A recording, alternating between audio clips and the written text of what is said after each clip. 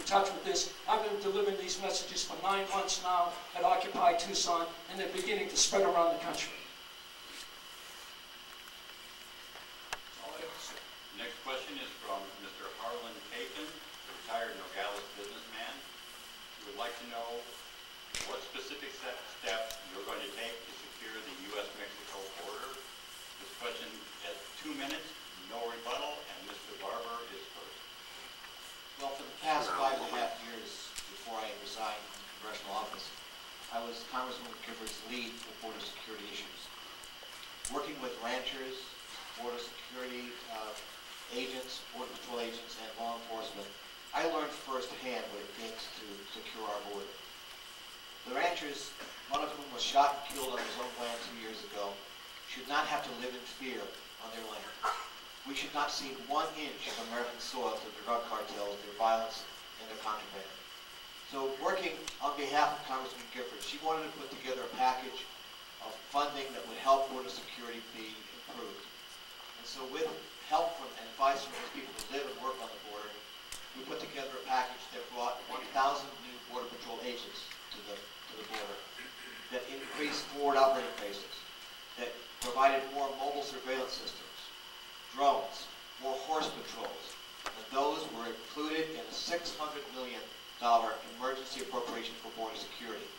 We have made some progress, but we still have a long way to go. Until those ranchers and those business people and the residents who live on the border feel safe on their land, we have not secured the border. We've come far, but we haven't come far enough. Having worked with those people, I know the issues. And so on June 13th after the election, as I said earlier, one of my first bills that I will introduce into the Congress will be a bill to stop the money flow, which is one of the things that fuels the cartels.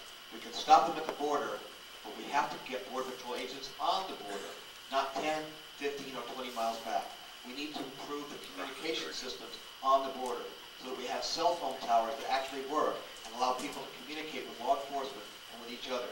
That was included in the Department of Homeland Security appropriations bill just last year. It's going to take a congressman who knows the program and knows the issues to make sure that the Department of Homeland Security actually implements that communications tower program. Thank you. Mr. Manalakis. Yes, unfortunately, we do have to put a fence around our border for security reasons. And I do think that we should bring into formation the border forces that exist now, and maybe bring in some military forces, and also possibly some civilian forces. But the civilian forces definitely have to be trained as the best ways to interact with people and make it safe when they have to deal with the immigrants coming across. But I think that the expense of the border is really phenomenal. We've had figures announced $1 million to $30 million a mile. I think we've got to find some way, if possible, to cut down on this kind of cost. And I think possibly it could be done. Maybe we can interact enough with our superb engineers around here in Arizona and see if we can bring down this cost. Also, I think I'd like to suggest instead of using horses around the border, we may use camels. They get around.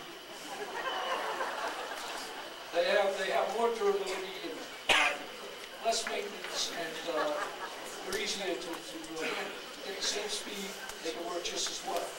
Of course, we don't want to just pursue it with the camels, so we have to do things to improve our technology to make sure that we secure this border until maybe be a time we don't have to do it. And even though I feel very sad that we have to put a board up around our fence up around our border, we can take pride in the fact that we in the United States have taken in more immigrants than any other country in the world. As a matter of fact, we have taken in 5 times more than all countries combined. So I think we can feel good about celebrating the Statue of Liberty as we try to protect our borders. Thank you, Mr. Kelly. Well, I actually liked a lot of what Charlie had to say, with the exception of the Camel Brigade. I did really like a lot of what he had to say. But the serious part of it is, we have 50% of the narcotics coming into the nation, coming right through southern Arizona. Phoenix is now the kidnapping capital of the world. So whatever we've been doing for the last 5 years or last decade clearly has not worked. But they have places where it has worked in this nation. double-layer border fence. They built it in San Diego, and violent crime dropped by 50%. Build the fence. We did a real high fence and a real wide gate as well. We also have a very small port of entry that does not send a nice message to our neighbors to the south.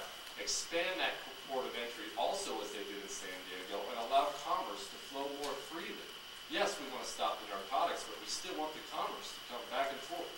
These are the solutions that will work. Give the Border Patrol agents also the manpower and the resources they need.